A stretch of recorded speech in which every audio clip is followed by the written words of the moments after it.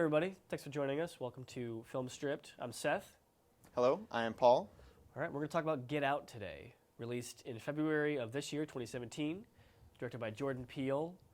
And man, oh man, what a debut for Jordan.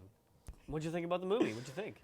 I really enjoyed my time. It's a very smart horror film that deals with a lot of subtext of racism and segregation and cultural issues that are relevant, but it's an entertaining horror film.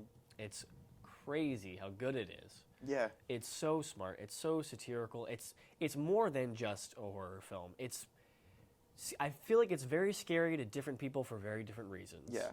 And he managed to get it to be relatable. All done by a comedian who it's his first time out as a director. Wow. The film is about Chris, a black male, and his girlfriend, Rose, a white female, who are going to spend the weekend at Rose's family's house. And once they get there, the paranoia that Jordan Peele excellently includes in this film just plays itself out, and a series of incidents occur, and horror follows. I don't want to give too much away, just because I didn't go into the film with knowing a lot of what was going to go on, and I think it's worth just going to watch and see. Absolutely.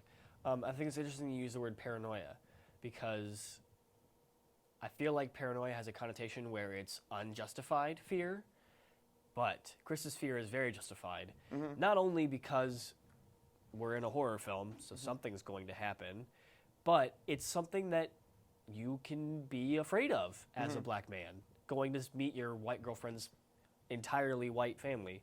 And just because they're liberals doesn't mean they don't have some sort of racism or prejudice, or they're at least going to treat you differently, and we see that. We see, what I love is all these very upper class white folk at this house seem to be overcompensating. Absolutely. When they're trying to talk to a culture that they honestly have no clue how to talk to. I think the reason I say paranoia is because I have a biased perspective coming into this film. I am not a black man. I don't have a lot of influence or experience with the culture that this film is trying to share with me. Sure. And from the excellent direction of the first scene, it's about a black male walking through the endless rows of suburban houses that all look alike. That's such a killer scene. And he's walking by, a car's following him, and my white guy instincts are like, oh man, do they think he's up to no good? Why are they trying to watch him? Why are they slowing down? All of a sudden, he's taken in this car. He's captured. I have this sense of paranoia now, like, what is going on? Why is this happening? And I go throughout the party, and I'm thinking, oh, are these people going to offend him? This awkward situation that he's getting in is frustrating me, because it's like, it doesn't feel right. But cultures don't know how to interact sometimes. And it's bringing sense, it's this overcompensation of people that it's my paranoia. Some might consider it being oversensitive, and it just exploits the differences and the huge and growing divide between different cultures. I think that first scene is a brilliant setup for the rest of the film. It opens up the film and shows really everything it's about. We get this cinematic technique that we see Peele use throughout the film. He opens up, he establishes a shot, we see him walking down the street, boom, he takes the camera and flips it completely 180 degrees, and we see that turnaround. It really conveys that theme of looking back, that theme of guilt, that theme of regret for not taking action of something. And it's really cool that you mentioned looking back. As the film goes on, that opening scene becomes more important. Absolutely.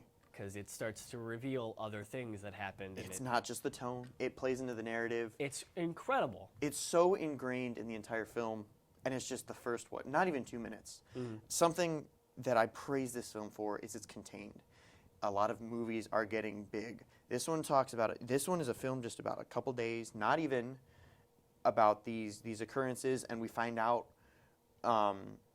why Chris is feeling uneasy. And when we find it out, it's not a huge, over elaborate plan. It's contained to this household and this group of people. All the performances were stellar. Everybody knocked it out of the park. Laurel Howard, personally, I loved his performance. It shows how Jordan Peele can masterfully mix comedy with horror with social issues of the time. And this is the character Rod Williams, the TSA man, who is just an immense amount of fun to watch. Yeah.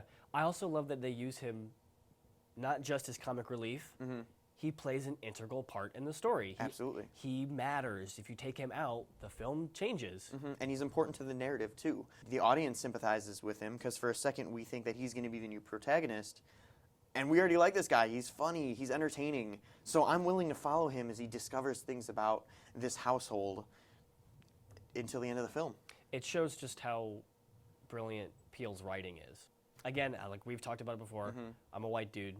So I'm not as invested in that same emotional value that Chris has in it. I can understand and sympathize with it, but I don't think I can empathize with it. I'm never going to be able to feel that same way. I've been in situations where I felt uncomfortable. I've been in situations where I've been misunderstood. I've been in situations where I've been an outcast, but not to that extent and not with that much weight behind it. So I think it's important to note this isn't a slasher film. This Not at isn't all. Psycho. This Not at all. isn't It is a thriller. scary film.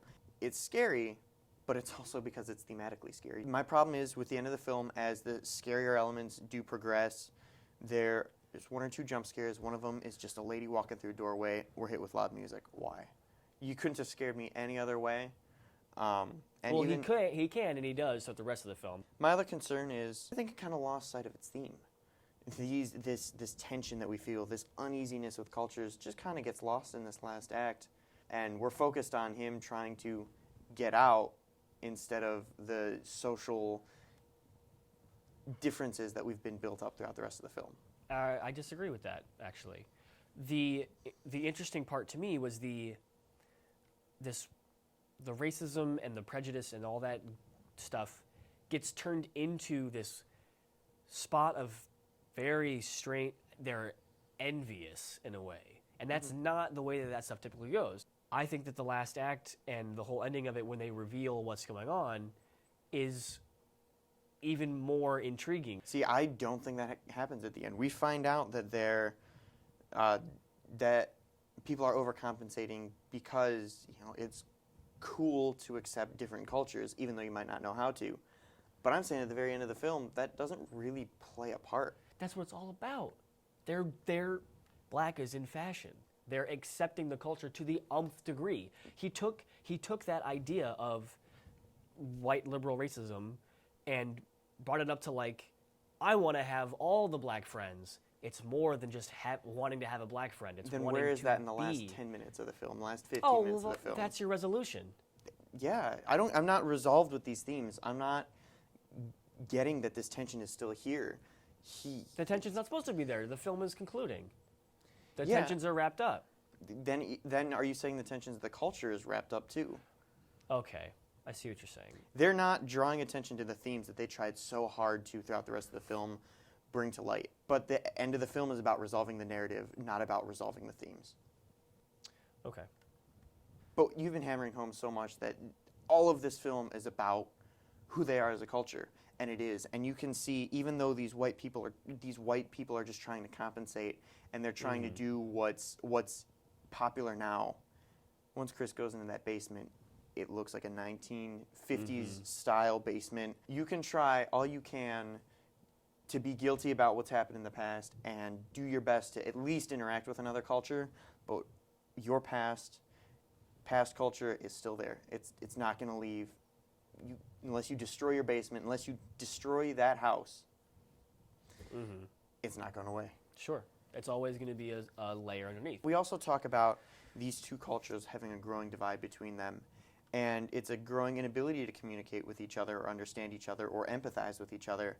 When Chris talks to a black guy who is surrounded by all these white people, in no way, shape, and form do they relate the same that if he was raised like Chris, and that's evident. That is front and foremost shows this difference between the people and this growing divide. One culture is not trying their best to understand another culture. One culture is doing their best to assimilate another culture. The film also kind of shows what happens when you're moved or motivated by guilt. Chris and Rose are driving out to Rose's family. They hit a deer, and Chris looks back and it questions, is it right to be motivated by guilt, or is it right to be motivated by empathizing for another culture? We see what happens when Chris is motivated by guilt later in the film. Yeah, and it doesn't go so well for him. So, do you recommend the film? What do you think? Of course. I think that so far, it's pretty early still. It's only released in February, but this has been one of the must-see films, 2017, hands down. If you've got the time and the money to go see it in theaters, go do it now before it leaves. And then, if you didn't see it then, go see it in the Dollar Theater. It's still worth it. So, when you have a chance, go see it. I give it a cinematic rating of a B+. It's far above average of most of the films that have been out recently. It's not out to make me feel guilty, but it's out to make me aware that this divide does exist. It's a horror film with subtexts that are incredibly relevant right now. I just wish that these themes would have pushed their way through the final act when they're resolving the narrative. I give it an A-. I agree with everything you just said. It's outstanding in its genre and in its performances, its writing, its lighting, its editing. It's outstanding in every way, shape, and form. And like you said, incredibly relevant. And I think will be for a long time. I also give it a 4 out of 4 in enjoyment. It's a great film. I do classify it as a film. And what did you think? I give it a 4 out of 4 for my enjoyment. It told something that was different than what is out right now. I agree. It was also a lot of fun. TSA, man, TSA. Rod killed it. But thank you so much for watching, and I hope, as much as me and Seth here, that you're just excited to see what Jordan Peele does next. Absolutely. Have a good one.